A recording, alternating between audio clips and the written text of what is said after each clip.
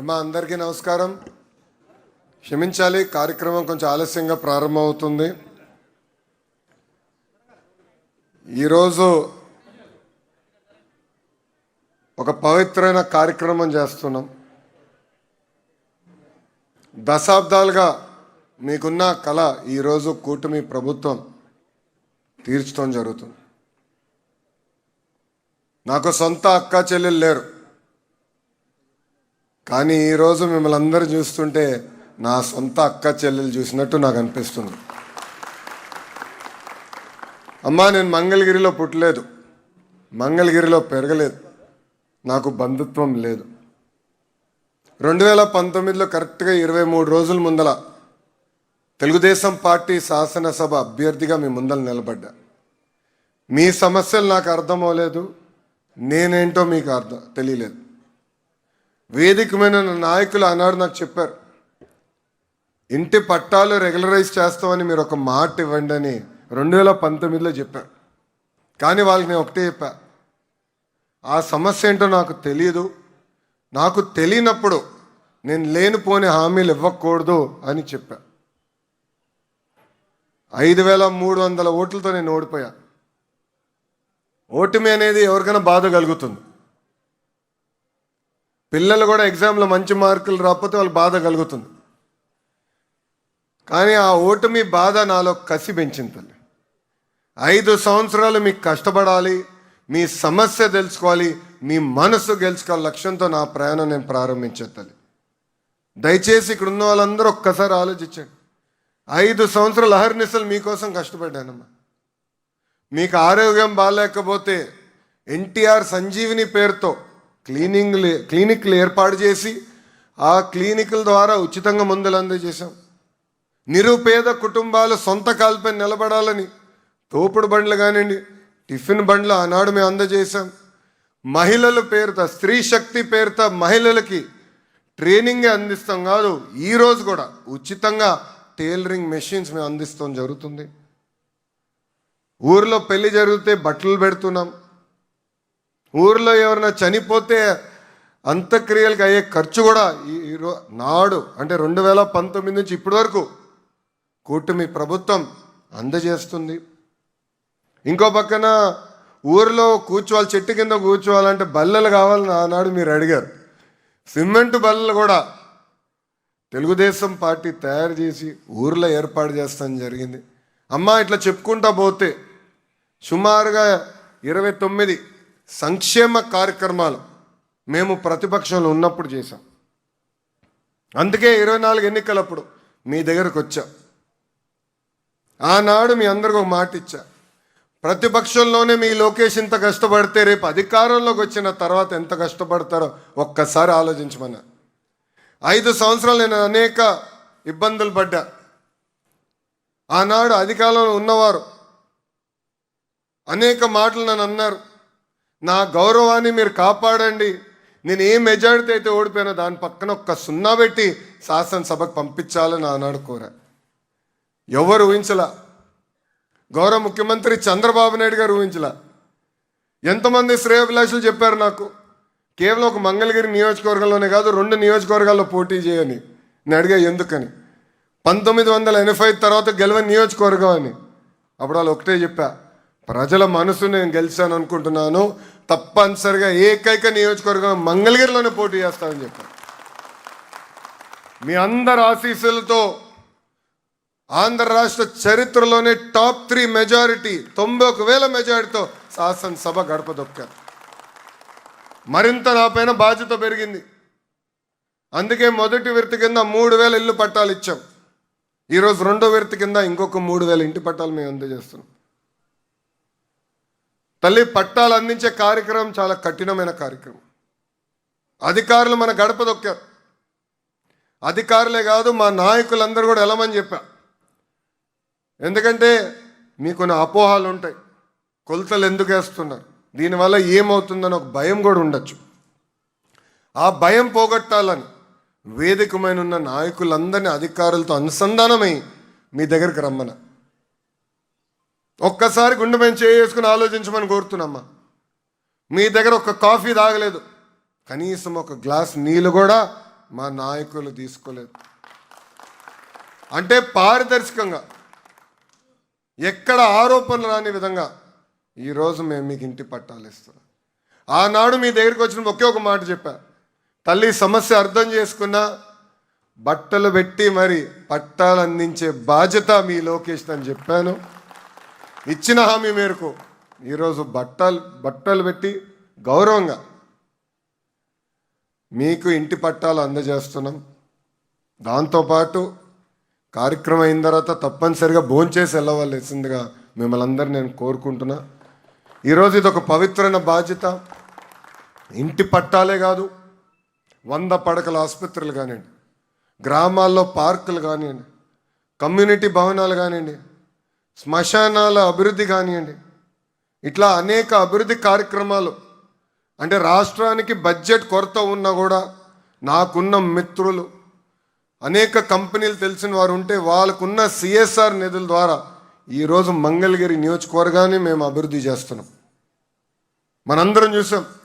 ఈరోజు కేవలం ఆంధ్ర రాష్ట్రమే కాదు, భారతదేశం మొత్తం ఒక నిడమర స్కూల్ గురించి మాట్లాడుతున్నారు. ఎవరు ఊహించలేదు ఒక ప్రభుత్వ పాఠశాల అంత అద్భుతంగా అభివృద్ధి చేయొచ్చని. మన మంగళగిరిలో కార్యక్రమానికి వెళ్ళాం. మహాప్రస్థానం పేరుతో అక్కడున్న శ్మశానాన్ని అభివృద్ధి చేశాం. ఆ కార్యక్రమానికి వెళ్ళినప్పుడు తల్లి వచ్చింది.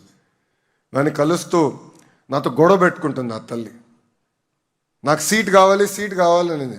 నేను మనసులో అనుకున్నానంటే ఓహో ప్రైవేట్ స్కూల్ ఏదో సీట్ కావాలేమో అనుకున్నాను. తర్వాత తెలుసుకున్నా నిడమరులో వాళ్ళ పాపకి సీట్ రాలేదు, అక్కడ నుంచి నాకు సీట్ ఇస్తే కానీ నేను వెళ్ళనేది గొడవ పడింది. ఏనాడని ఊహించమ్మా, ప్రభుత్వ పాఠశాలలో సీటు కోసం ఒక శాసనసభ్యుడితో ప్రజలు దెబ్బలాడుతున్నారు. అందుకే విద్యా మంత్రిగా నేను ఉన్నా, ఆ వ్యవస్థని మెరుగుపరిచడానికి ఉన్నా. మంగళగిరి నియోజకవర్గం అనేక కార్యక్రమాలు మేము ఈరోజు చేస్తున్నాం.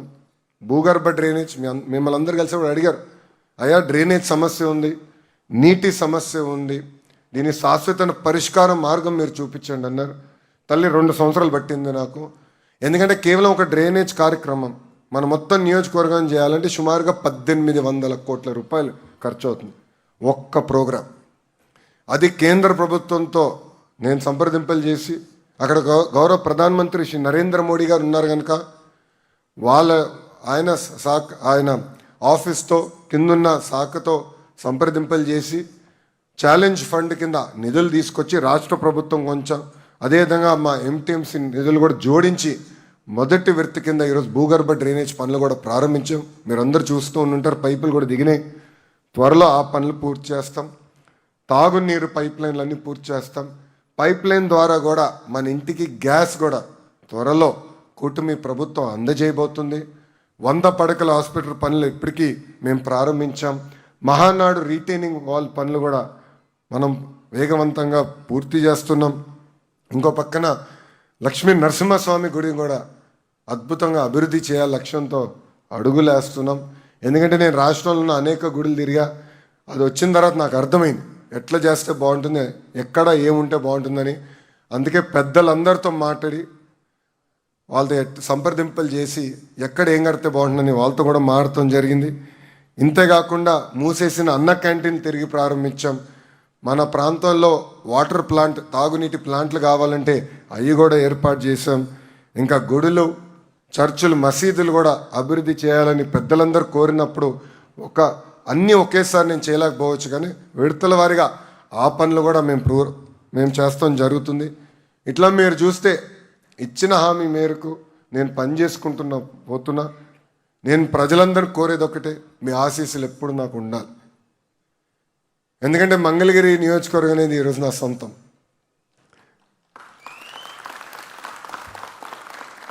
మీరు చూస్తే ఏ కార్యక్రమం అయితే కుటుంబంతో చేయాలో అది కూడా బ్రహ్మని దేవాంశతో కలిసికట్టుగా మంగళగిరి నియోజకవర్గంలో చేస్తున్నా. ఎందుకంటే ఈ రోజు నేను ఇక్కడ పుట్టి పెరగలేదు, కానీ మంగళగిరి ప్రజలు నా సొంతం అయ్యారు. వాళ్ళ మనస్సుని దగ్గరగా నేను భావిస్తున్నా. మీ ఆశీస్సులు ఎప్పుడు నాకు ఉండాలి. మీ ఆశీస్సులు ఉంటే నాకు కొండంత బలం.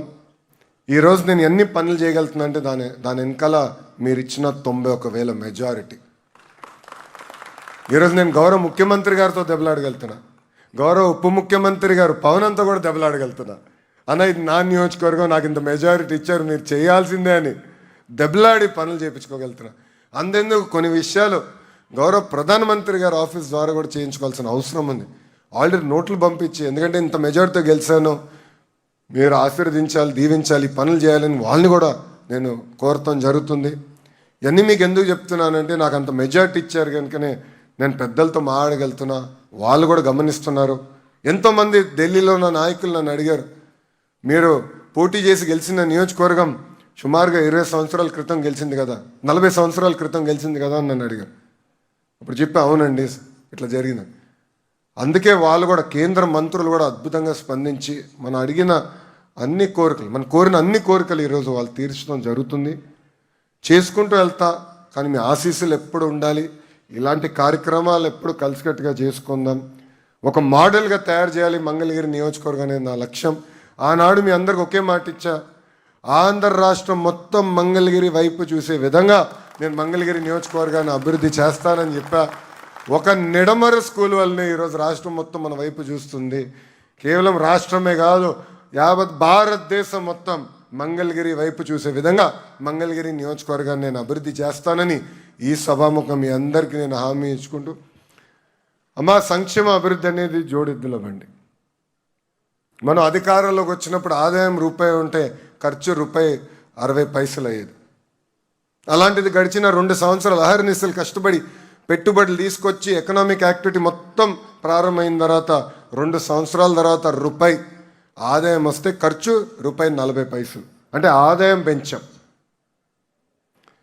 ఒక తల్లికి వందనం కార్యక్రమం కింద 10,000 కోట్ల రూపాయలు ప్రభుత్వం ఖర్చు పెడుతుంది.